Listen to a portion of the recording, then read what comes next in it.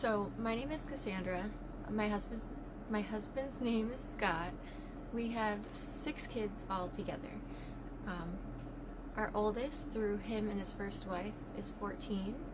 Our second oldest is 7, about to be 8.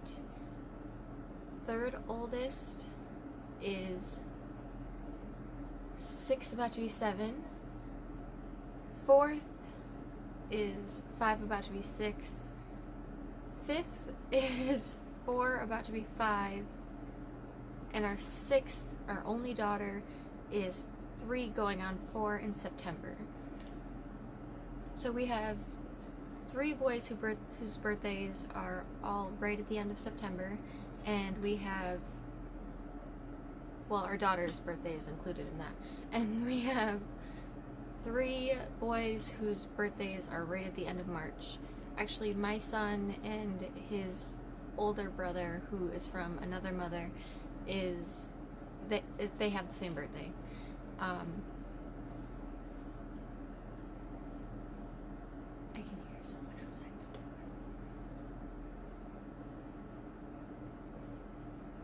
Hey, buddy.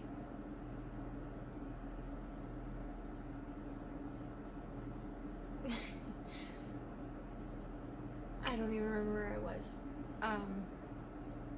Anyway, so they have the same birthday, and we also have 2 dogs. We have a pit bull, and we have a Shepherdor, and 2 geckos. So you would think with all those people we'd have a large house, whether it's a farm style house or an updated nice house. We have a 3.5 bedroom house. Our basement is not renovated yet, and our attic is not renovated yet. So for our room, it's my husband and I. We have the third largest room. We originally had the master bedroom, then moved to the second largest room, and now we're here. My youngest son and youngest daughter share a room for now until we can renovate the basement, and then my husband and I will move down there and have the baby monitors up here so my daughter can have her own room. My 3 boys have the master bedroom, and our oldest boy has the smallest room. So I believe this is about a 1,400 square foot house, possibly 1,200. It's really not that large, and until we get the basement and the attic done, it feels like it's getting smaller. Is it always clean? No. Not even close. No. Just no. My sister-in-law asked me once how my house always stayed so clean, and I asked her what she was talking about. She said, well, in all of your pictures, your house always looks so clean. And I had to laugh because I only take pictures in the clean spots of my house, and I told her that. And I can't imagine keeping everything clean. I try so hard, but it's not gonna stay clean. They're kids. School, we do not homeschool. That would be way too much for me. I can't do it. People who do it are amazing, and I just power to them because I cannot do it. Our kids actually go to a school right down the street. We live in a smaller city, so the school is right down the street. We live in a nice neighborhood. And honestly, we wouldn't be able to afford this house except for my husband's mother owns it and rents it to us. So houses around here usually rent for about $1,200 to $1,500, but we only get it for about $600. So that's the only way we can afford this house. Work. My husband works every morning on a garbage route. He is the most amazing man in the whole world. Remember to bag your garbage, because I've seen what he's picked up, and it's disgusting, and I would never do it. I've literally watched sludge from people not bagged. When he's done with work, he goes to his business. He started an indoor grow supply shop, And then when he's done there, he helps me pick up the kids, helps me get them ready for bed, helps me pick up. He is amazing, and he goes above and beyond. On the other hand, I work a 9 to 5. I get the kids ready for school. My mother-in-law helps me get them to school because they go to 3 different schools right now. It used to be 4, now it's 3. So I go to work, I'm a secretary, and based on our jobs, you should already realize that we only make about $20,000 each a year, probably less. I haven't done the math. After I'm done with work, I pick up the kids, I make dinner, we hang out with the kids for a little while, we put them to bed, and then I head back over to my husband's business because I have a shop within the business in an office there, and I actually resell clothes on Poshmark, and I sell nail stamping plates. So we both have a hustle going on. I usually don't go to bed until like midnight, and it's exhausting. So that's how we try to keep up, because we prefer to give our kids nicer things, and it's really, really hard. So as I said, we like to do things for our kids. So 3 times a week, our kids go to jiu-jitsu. So far we have 2 of them in it, and that is $90 a month, I believe. So it's pretty doable until we get everybody in there, and then it's gonna be a lot more. They also go to church every other Sunday. They go to Sunday school. My husband and I go mostly on holidays because we believe that's our time to actually get things done.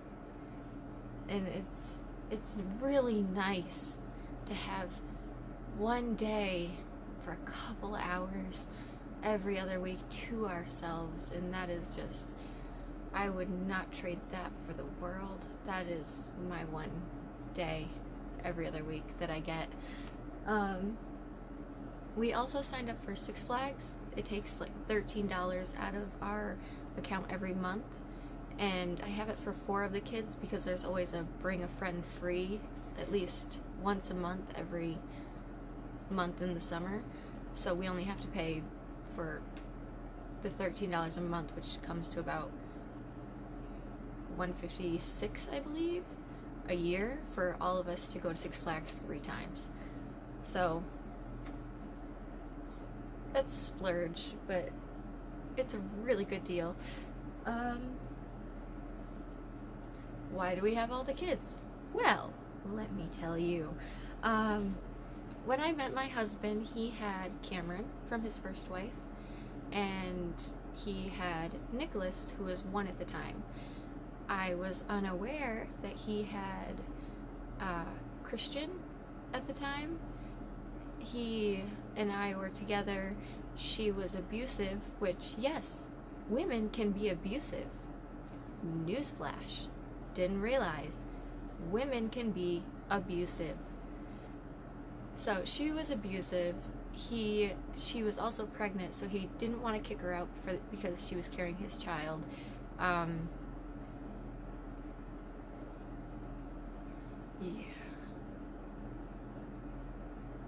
It's just hard to think of my husband having those types of things done. So yes, when we started getting serious, he told me that he had another baby on the way, and I told him I didn't want to be a part of it. But then I found out how she was, and we got together, and I spent the next year being told I better not be caught on the street, even though we live in a school neighborhood that I thought was a nice neighborhood. And so her and I don't get along. I tried really hard to get along with her. I really did. But in the end, it just didn't work out. So he has the 2 children from her, and then at the time she had the 2, and Cameron went back and forth between his mom and dad. So I wanted a baby in the house, so we had a baby, had another baby, and right after I think we had the first, she dropped them off here and just didn't come back for them and let them stay here. And she does that a lot. She'll forget that they're around, and then she'll come back and try to be their mother, which I do appreciate. I just don't want them thinking that that's normal. I want them to just appreciate when she is around, and I just wish she would be around more. I don't like her, but I wish she was there for the kids. So we started having them back more, and then we had our second, and I was like, okay, we need to stop. And then I thought I was pregnant with a third, so I called the doctor. I was like, oh no. And he was like, no, you're fine. And come to find out, another baby. And that time I was beside myself. I was screaming, I was crying, I yelled at my husband in the doctor's office. I was angry. And then the ultrasound came. She told us it was a girl, and I announced it to everyone. I hid it up until that point. I did not want anyone knowing I was pregnant. And the minute I found out it was a girl, everyone knew. That's how we got 6 kids. Cameron is now with us full time. His mother ended up moving, but he still goes and visits her. He flies down. And I think we have a good relationship with his mother, so that's very easy. Struggles. Financially, it is very hard. Like, we make do, and then we also do without. Like, we don't need the extras. We have a hard time. We don't have a hard time. We have a strict budget, and that's the main thing. Having a budget is so important, and I don't know what I would do without one, because sometimes, some weeks we come within $5 of our budget, like $5 for the week, after food, after our car payment, after rent, all of it. And it's a little annoying because you always relate yourself to other people you see that are doing well, and it's difficult to watch other people do well while you're in a rut. And I think we do really well for what we have, and I wouldn't change it for the world. But is it stressful? It is stressful. And I'm not just saying just the financials. I'm saying when one child punches the other, and then you put them in timeout, but you can't pay close attention to them in timeout because somebody else has done something, and by the time you look back at the timeout chair, he's already ran across the room and punched someone else. There are days when I think my head is going to explode, because all 6 of them will gang up on me. But at the same time, I don't think there's ever a minute where someone is not trying to sit on my lap or give me a hug or yell mommy, and when I answer what, say I love you.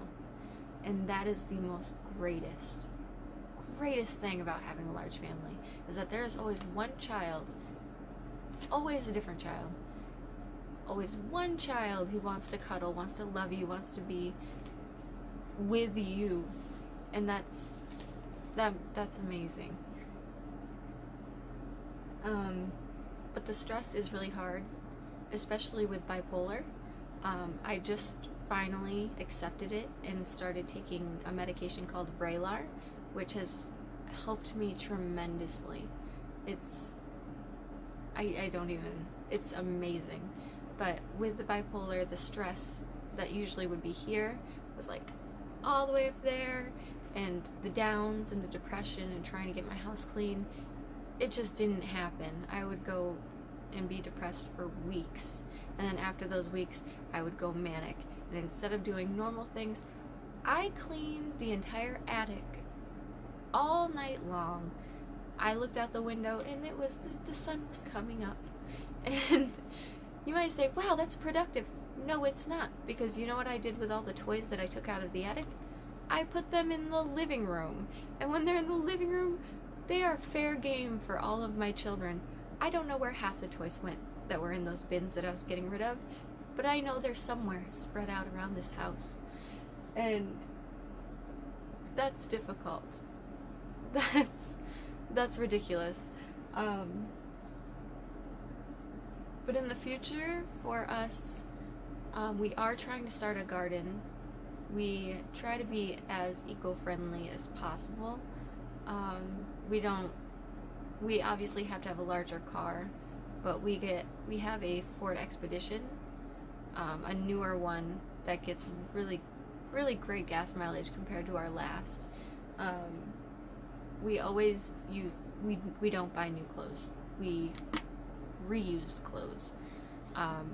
So first the 14-year-old will have it, then the 8-year-old, then the 7, 6, and then 5, and 4.